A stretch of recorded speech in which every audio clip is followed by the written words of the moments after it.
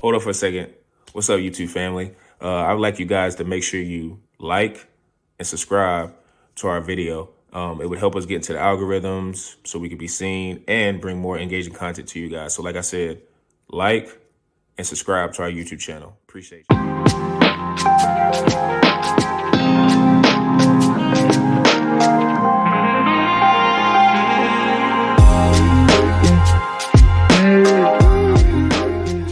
Another edition of the Pick and Downs podcast. I'm your host, per usual, Sean Tyson, here with Zhu and P-Bush. How you fellas doing?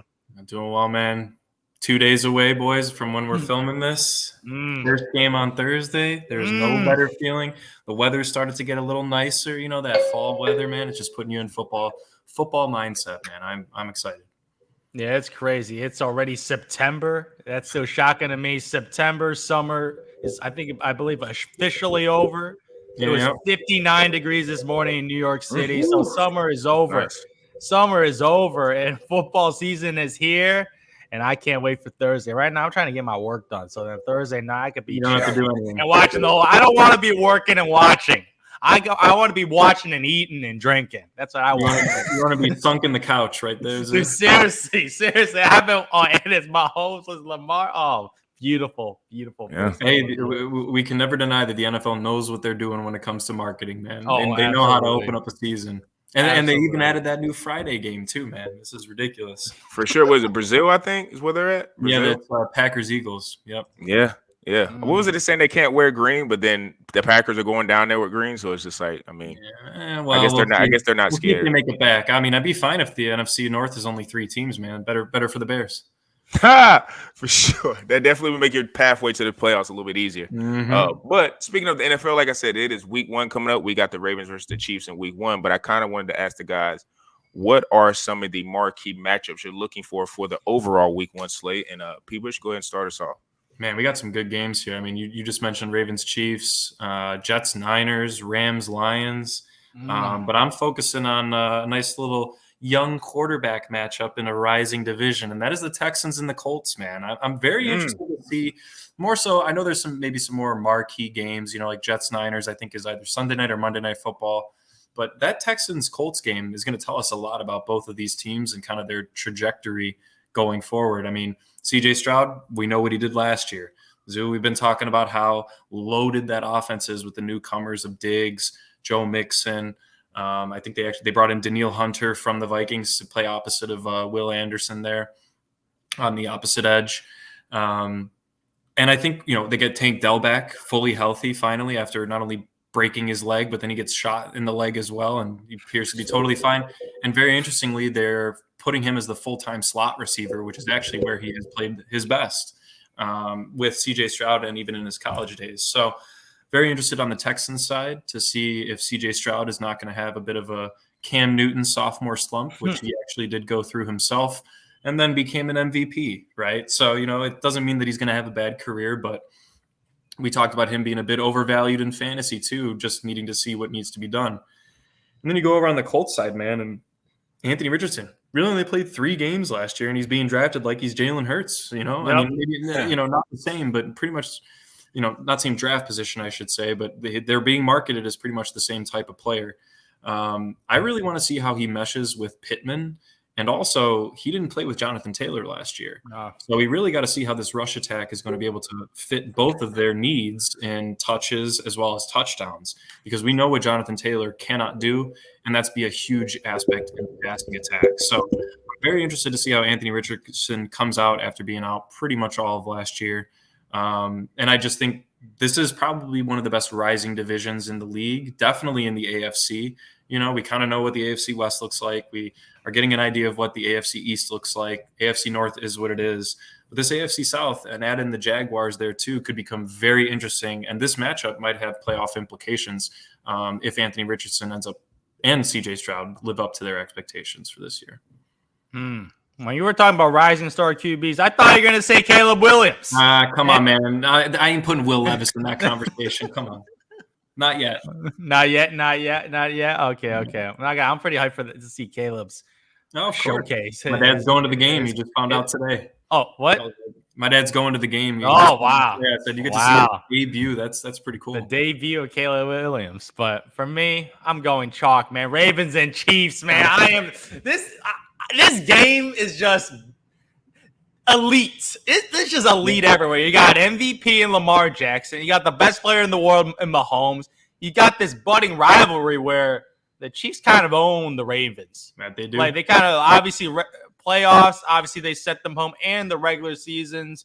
Like, Patrick Mahomes he just has Lamar Jackson. Like, it's just barbecue chicken with his team. Like, the Ravens, like, Lamar Jackson does well against every good, especially the NFC. Like, Lamar Jackson's record against the NFC, winning at like an 80% clip. Like, this dude is ridiculous. Like, in the regular season, this guy is a bona fide Hall of Fame quarterback, and there's no doubt about it just by regular season resume.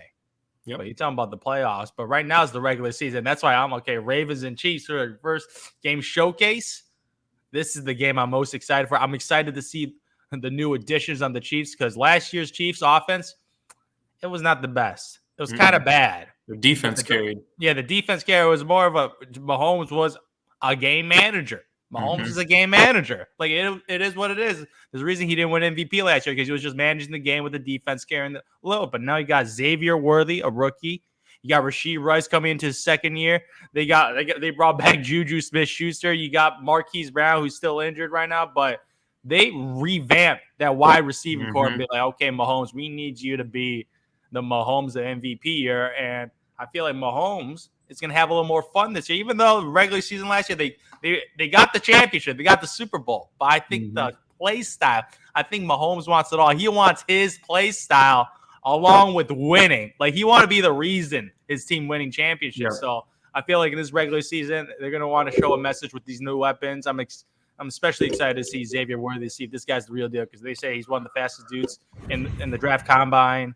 And we'll see if this guy's got hands along with that speed as pretty much the Tyreek Hill replacement, which is big shoes to fill. But he's going to be in two wide receiver sets right there out with Rashee Rice. So we're going to get a quick look to see if this guy's the real deal in game one of the season. 8:20 p.m. NBC/Peacock. I am ready, man. I got my Peacock app ready, baby. I'm ready. What do you think about King Henry there, man? You think they're going to have kind of a JT and Anthony Richardson? Like, got to see how they fit together? No, I think they're going to fit flawlessly. Flawlessly. Like, the only thing with King Henry is his age, but I feel like he's genetically just different from even the best athletes in the world because the guy just looks like the freaking Incredible Hulk. And you got Lamar Jackson handing the ball off to them. It's going to be a rushing attack like no other. Zay Flowers, season 2 coming in. This guy may try to be that alpha wide receiver one, take that next step in the offense. Mark Andrews, finally, he's healthy this year. Last year, I remember Mark Andrews being out. I was out on the Ravens because that's just too significant of an injury. But like this year, they're fully loaded, and we'll see if they get it done. We'll see if they get it done this year.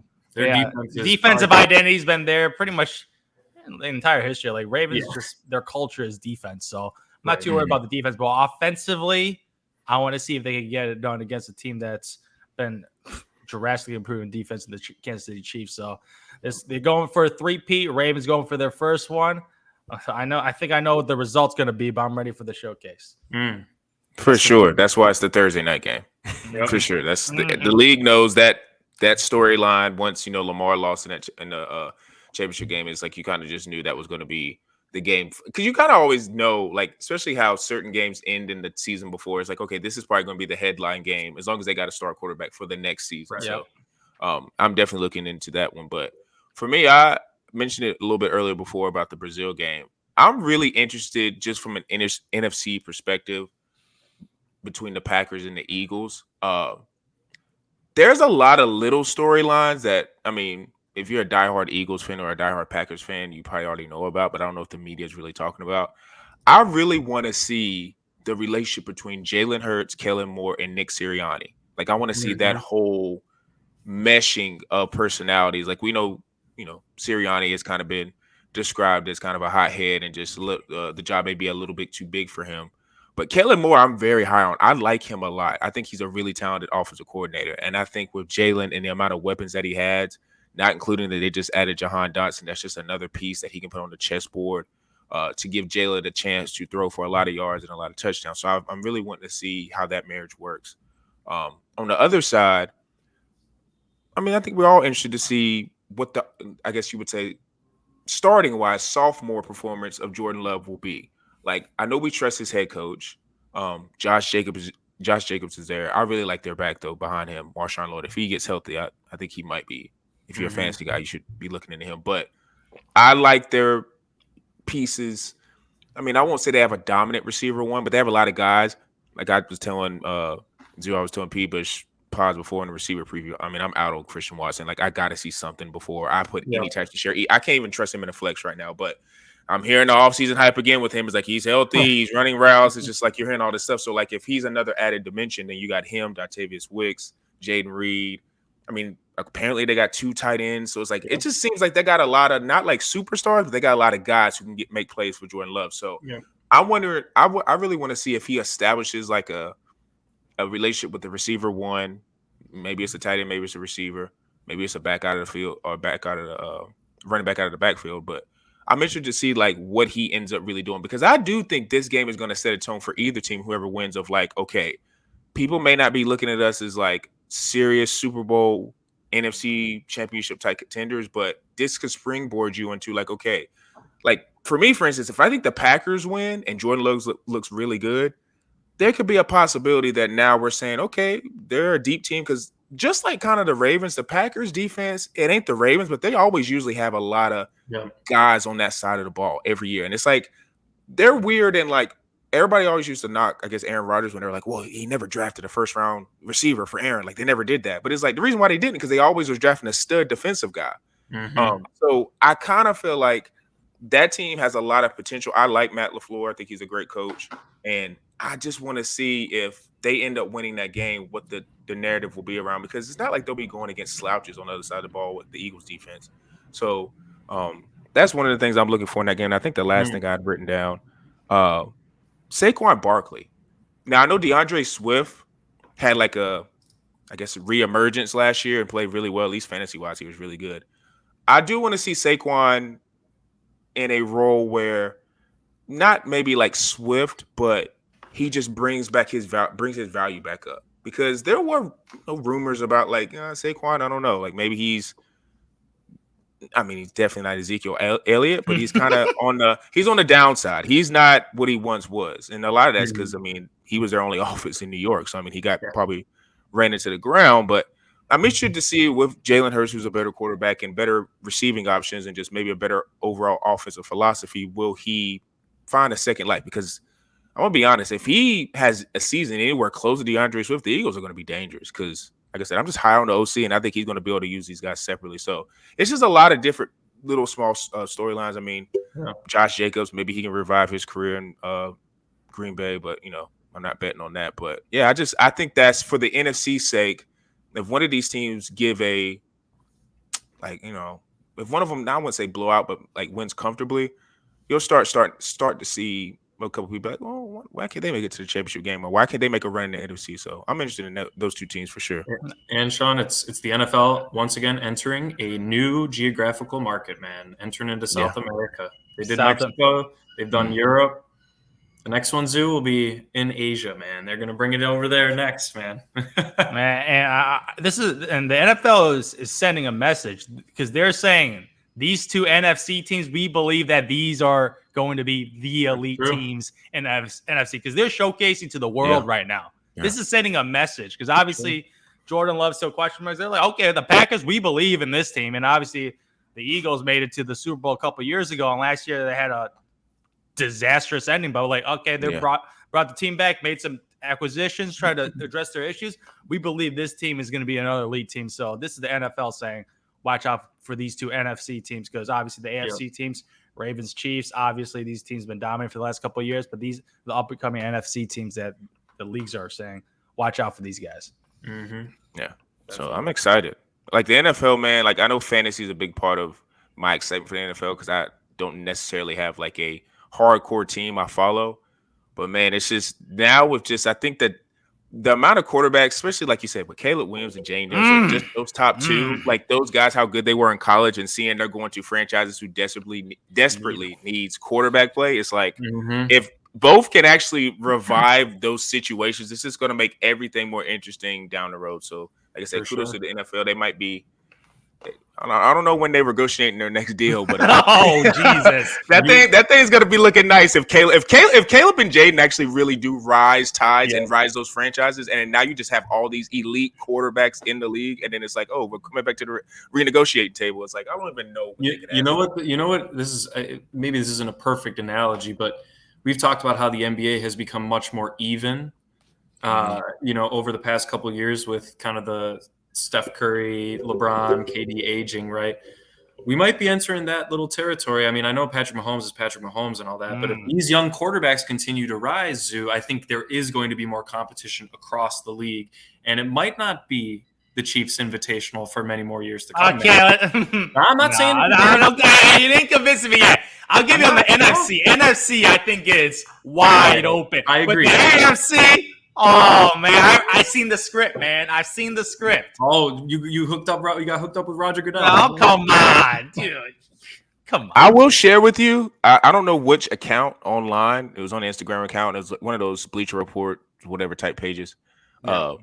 Shared like their bold takes for like the season, and one of those bold takes was like, I have a funny feeling that the Colts and Chiefs are going to be in the AFC Championship game. Colts? Yeah, Colts and Chiefs. Well, if you think about it, it is pretty open for the second team. I mean, you can't really put the Bengals in there guaranteed. Yeah, too many. The Ravens, we know what you do. You perfectly explain what the Ravens are, right? The Texans, Colts. They seem like the trendy pick. I mean, I did. And then you probably throw in like the Bills and the Dolphins, maybe the Jets, but that's health-wise, So it isn't absurd, I should say. But it'll depend on who wins the AFC South. That's really because if the Colts are the wild card, that'll be such a tough. And two, the NFC, if Jaden and Caleb Williams actually perform above expectations, or at least just at expectations their first year, that's just going to improve the NFC in terms of them just having better quarterbacks, which is going to be better for the overall health. Because the AFC historically, I mean, dating back to however long, it just feel like they've always had the better end of quarterbacks, and the NFC's kind of just been it's just kind of been whatever. So I don't know, man. I'm excited. I'm super excited. So make sure you guys tune in to our channel because we definitely are going to be looking into doing the type of bets we're going to be doing next. There is no nobility in poverty. I have been a rich man and I have been a poor man, and I choose rich every fucking time. Into our betting segment of this podcast. And Peepers, go ahead and give them a breakdown of what you're going to be doing.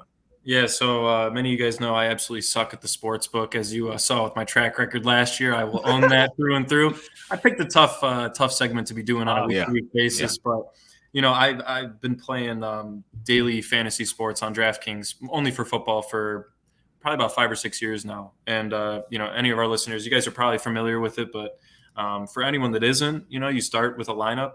The only difference between like a standard fantasy league on ESPN or Yahoo is you do play 3 wide receivers and you don't play a kicker. You do play a defense. You do choose one.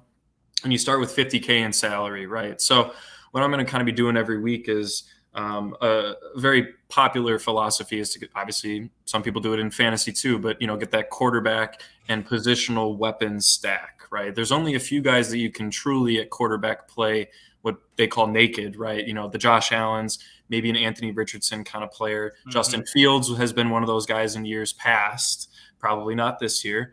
But, guys that, maybe sure they do throw the ball, but they have that huge rushing upside, right? So what I'm going to do is I usually like to focus on value picks at the quarterback position. You save money and get yourself those stud positional players in a PPR format, Zoo. So this is full point PPR. Full point.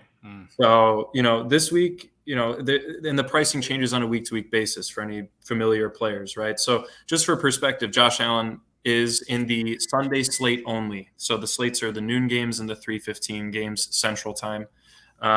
Josh Allen is the most expensive quarterback at $8,000, right? And I'm not very confident in many of his wide receivers in week 1. I want to see how Keon Coleman plays. But you know what? If you're paying that much up for Josh Allen, Jesus, man, you're going to be having to play a bunch of Adonai Mitchells, that 4,000 level receivers, man, that you just don't really want to be getting into. So I decided to go with a cheap guy that we haven't really seen play too much, but that's Jaden Daniels, the guy Sean was just talking about. Reason I'm targeting him, so perspective, he's 5,700 compared to Josh Allen's 8,000, right? So you're saving 2,300 that you can really put towards another solid positional player. And I have him stacked up with your boy, Scary Terry McLaurin, man. And I don't know why, once again, he's at 5,600. For reference, CeeDee Lamb, $8,800 to play. That's number one, right? That's the number one receiver in that slate. Tyreek Hill might be right around him as well. But, for Terry McLaurin, a guy that they just lost Jahan Dotson, Sean, as you know. So you're talking about heavy targets coming this guy's way from a guy that we know can throw the deep ball. Scary Terry is a deep ball threat, but he can also play in the middle of the field as well. And I think they're going to have to because they don't really have anyone behind him in the wide receiver room. So, you're talking about less than $11,000 or around $11,000 for these two guys that you can, put. I have my lineup right here. I got James Cook, Alvin Kamara, Brian Thomas Jr., Kyle Pitts, and Kenneth Walker, and then a cheap defense.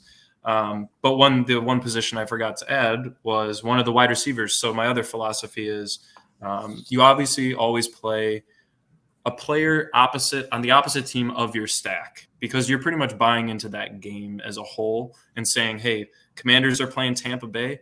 Both defenses are not great. They're probably going to end up getting in a shootout. So I threw Mike Evans in there, man. Mike Evans, Mr. Stud, the fantasy god himself. He is almost always going to get you at least 15 to 20 points. And if he scores a touchdown, it can be skyrocketed from there. So he's a safe play on kind of an upside stack that we really haven't had any historical knowledge of. So you have to differentiate yourself because everyone's going to play Anthony Richardson. Everyone's going to play Josh Allen. And if you want to win big money, you have to find that value pick. So Jaden Daniels and Terry McLaurin and Mike Evans is kind of my opposite player for that lineup there. I like that. I like the stack because Scary Terry, obviously Dotson's out there. Scary Terry, this guy, he's a low-key wide receiver, been getting 1,000-yard years every single year, and now he's getting an opportunity to play with the quarterback that might be a future stud out there. Like he's the complete wild card rookie year coming in. So if this guy's that guy, he's gonna find his favorite target, and it's obviously like no doubt in our mind he's gonna be Scary Terry. Yeah, like there's no number two. And his value in fantasy is. He hasn't really adjusted in fantasy. Adjusted after the post trade, yeah. So you got a quarterback change, you got getting a higher target share. I like that stack and playing against Mike Evans. So it's the $1 million maker. There's I'll let you know. $1 million maker. Dude, what you got for your bet this week? Oh man, for me, man, I like the futures, baby. I like playing a little futures bet in the future, just a little sneak peek in the future right now. And for me, Josh Allen this year, the story, it's a story award. Every time the MVP is always a story award. And what is the story right now? Josh Allen lost all his weapons. Stephon Diggs plowed his way out to the Texans. Josh Allen got to throw it to Khalil Shakir. Yeah, that guy hasn't done anything in the NFL. No. You got old Dawson Knox. Like, that dude's old, man. Dawson Knox. You got a nice, cute little rookie in Dalton Kincaid, a little wild card. We haven't seen his potential. But he's not a made man yet. He may be a first-round pick, not a made man. You got Keon Coleman, a rookie coming in. And out of the rookie wide receivers, he's probably like the lowest tier out of like the first, second-round picks, I would say. Like, you got Marvin Harrison. Ain't no Marvin Harrison, Malik Neighbors, Roma Dunze. Like, he's in that. He's not even like a Xavier Worthy or even like a Land McConkey. Like, he's just not up in that category of a prospect. Like, Keon Coleman's only relevant in people's think because he's out going to the Bills. Maybe the Bills are decent. But this is what Vegas says. Vegas thinks that the Buffalo Bills can be a top five offense this year. And if they truly believe that the Buffalo Bills are going to be a top five offense, there's only be one reason. Josh Allen's going to be throwing the ball and rushing the football like no other. And as you guys said, like the Buffalo Bills defense, a lot weaker this year. A lot weaker. So what's he going to have to do? Up the offense and go into shootout mode. And who's like Curtis Samuel, like his weapons are just not there. And he produces at a level because like Patrick Mahomes got everything right now. Yeah. Josh Allen now is the one who's with the depleted resources, and he's going to have to overcompete. And right now, like this is what FanDuel is saying. The New York Jets are the favorite to win the division. And And I ain't got the Buffalo Bills and the Miami Dolphins fighting for a second and third over there, but they got the Jets winning the division. So number one, win the division as an underdog. Yep. Number two, Josh Allen. I need my double-digit rushing touchdowns again. Mm-hmm. And obviously they go for a more efficient game of running the football. So Josh Allen, I need efficiency. Lower the turnovers, because with that defense, I don't need turnovers, man. I don't need fumbles. Fumbles and picks. Limit the interceptions. I know Josh Allen likes flinging it down. The interceptions, the one weakness in his game. So lower the picks. Keep the consistency, but you got to throw deep bombs because you're going to be down games. So I feel like the roadmap right now, Josh Allen is at plus 900 on DraftKings for MVP. Yeah, but Mahomes obviously is. Mahomes is the favorite. He's at around plus 500.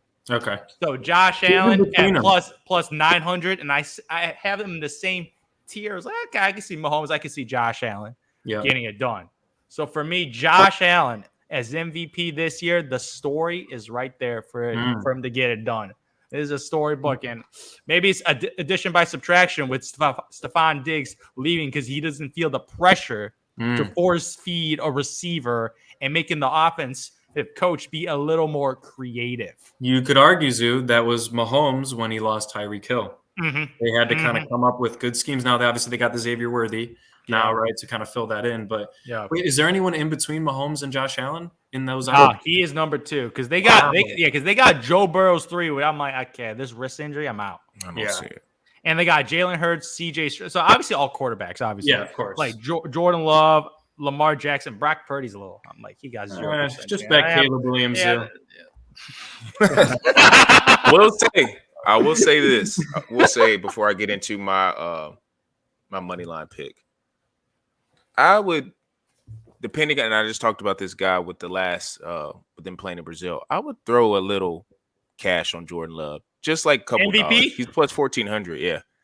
I think there's a chance where, like, if he gets out the gate fast and him playing at Green Bay, that's a name brand franchise. Your point about the story, like, the fact that, like, the whole thing about, he waited behind Aaron Rodgers, he was doubted, like, he came in, he was rocky in his first game, and then, like, he ended really well last year, so people kind of know of him, but, like, if they win 12, 13 games and they have for yards and stuff. Like, I don't know. To Zoo's point, though, he has to beat out the Lions, and I think that's my biggest. You got to win the division. You have to win. He has to win the division. Yeah.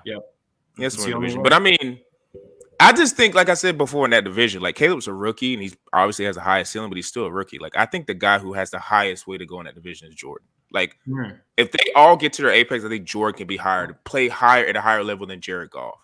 I think. Jared Goff. You putting Caleb Williams in that discussion too? I gotta see him play first. I mean, he has the highest. Caleb has the highest ceiling out of every quarterback, but it's like I gotta see it first before me to be like, okay, because the game, like for me, like Jaden and him is like, if you put a gun in my head, it's like, are they gonna reach their ceiling? Yeah, I just think they're that talented, and I also think too, like the situations they're in. Like I think Chicago kind of understood. Let's get an offensive coordinator here. And let's get weapons around Caleb to let him flourish. And I think the same, but Jaden, like, even though he only has Scary Terry, he does have Cliff Kingsbury, who I think is still an elite type coordinator. So I think a lot of things that are being put around them are beneficial to them succeeding in the league. So that's just Jordan Love is. I'm just interested in him because I just think he's scratching, and his coach is really good. I just think he's gonna put him in a good position. But I do the money line stuff every week, and I'm always looking for plus odds. So this week, I was just like, let me go ahead and start scrolling down the list and looking at plus odds. And there was a couple of like, that would be really crazy of me to take that bet because you're just throwing away money. Because I just, once you get down from like looking at the actual teams and seeing like, okay, well, maybe if this person plays above their head, and it's like, well, if you're doing so much of that, then it's probably more than likely not going to happen. So it's like, just leave that bet alone. So the one thing I thought of, and I mentioned last pod or maybe the pod before about the 49ers, I was like, they got a lot of weird stuff going on. And I know Trent Williams just restructured his contract, so that's great news if you're Brock Purdy. And Brandon Ayuk signed, so that's also even better news because that's the guy you're throwing to. And I think I think he has a lot of good chemistry with Ayuk. But I am high on the Jets, man. And I think the 49ers, I kind of like their corners with their receivers. I like their ends, even though I think Hassan Reddick's like kind of not in the plans right now. Maybe he'll get right before the game, but I like both lines of scrimmage. I think it's probably going to be a stalemate. Aaron Rodgers, Brock Purdy, this is one of his biggest spots in the last couple of years because he got hurt early last year. Brock's kind of been in those big games already, so he may come out a little bit more in sync. But I just think the Jets defense is gonna give Brock and that offense a little bit of some trouble. And I do think that Aaron and Garrett Wilson are gonna have chemistry pretty early. And for me, I just thought to myself, like, well, I mean, hell, if I'm gonna have the Jets, quote unquote, being in the AFC Championship game, they need to make a statement win. They got to make a statement win. And what better way to do that than going to the Bay and figuring it out and getting it done? And Aaron Rodgers being from that area, I think he's gonna have a little. He's gonna have a little bit of a. Let me show out for my. Well, I mean, I know he's got a weird relationship with his family, which I won't talk about. But like, maybe people who actually like him, maybe people who like actually like him and who are friends with him out there in Cal and things like that. Like, let me, show out for them. So I think it was like I think it was +3 or whatever. I think it's like +3, +4, whatever. But plus the odds on it, I think +4.5. Yeah, +4.5. I like that it's +4.5 because they can win by or lose by a field goal. Yeah, so +170 money line, DraftKings. It's not crazy. It's not crazy high, but I will say there's another one I'm looking at and I'm kind of doing, but I don't want to go on with the pod with it. So if you do watch this podcast, I'm going to put in the show notes of like maybe another money line that I'm looking at, and I might be a little, I might throw that in there like on a Saturday or something and be like, I'm feeling better about this one. So you guys got to make sure if you're watching the podcast, look at the show notes to see if I throw a little money line in there because this is something I may incorporate during the week. But yeah, I like the Jets. I like the Jets. Sean. Sometimes you just need to feel something, man. Yeah, maybe read a couple reports, but I like the Jets defense a lot. I'm high on them. I think Aaron and Garrett's going to have a connection. Mike Williams maybe give me a fade in the at the 10-yard line, a little fade in the back end zone. So we'll see. But I like that one a lot this weekend. We'll see. Like I said, it's opening week. I think with opening week, anything could happen. And I think just a rule of thumb, we're doing the segment right now, but for me, I just don't ever like betting the first week because I want to see the teams play. Sure. So, and that's more of a rule, even though I don't really bet college, but that's kind of a rule I always do with college football because they're younger amateurs and they're trying to figure it out. And usually the biggest jump is from week 1 to week 2. So I always advise if you bet college, never bet that first week. But but the NFL, even though they're professionals, I always am like, man, can I at least kind of see what's going on and who's actually got the goods, even though we kind of already know, but I just kind of want to see it. So it's just like, I would never bet first week football, but I mean, I'm giving up my bets and I am confident in this one. So I like it. I like it. We got to note this. CMC's coming off a calf injury. Yep. Yeah. They say he's probably going to be probable to play, but calves are calf injuries, man. So like, that's why CMC was a fade this year for me. Like that calf got me a little queasy right now. And Trent Williams, he might be out of shape. He might be out of shape. He might be out of shape. He got his contract now, but he had to go away from the team. So we got to put that out there. Ayuk too. He was away from the team. So there was a lot of noise going on and going to week 1. Maybe all that noise catches up in week 1 and the Jets get it done. So I like that pick. Wait, Sean, was that 4.5 the given at +170? Yep. Or you took a money line. Money line, yeah, that's the money line. So the money line is +170. I was just talking about the spread. I couldn't remember if it was 3 or 4 because I was about to say if it was 3. It's like it's kind of saying it's like a pick 'em, but I like the money line, but the spread's a safe bet too because that could easily be a field goal game for sure. Especially with they're both defenses are elite. So I mean, I don't know. I almost would wonder what the over under is. Like I might take 43.5. 43.5. That's pretty low. Mm-hmm. It is very low. That's what speaks to the defenses. And to your point, just real quick, I mean, you were talking about the Jets defense. Remember that their best pass rusher and defensive player, maybe besides Sauce Gardner, is Quinnen Williams. He doesn't have to go up against Trent Williams. Even if Trent Williams isn't fully healthy, he's still probably the best tackle in the league. He is an interior lineman, so he does not have to match up. And usually it's the Aiden Hutchinsons, the Bosas against the left tackle. It's always the marquee matchup. Well, the guards in the center are going to have a hard time keeping him out of that pocket. Yeah. So I don't know. That's to me, I mean, I probably would rank that one. I know I talked about the Packers and Eagles, but that's probably one of the more interesting games just because of Aaron Rodgers, and I just want to see what he looks like. I know he's older, but he tore his Achilles, and He tried to come back, quote unquote. I don't know. It's a lot riding on this year. I mean, the Jets, they're all in. So yeah, it's them and the Falcons on the Achilles train, man. Yeah.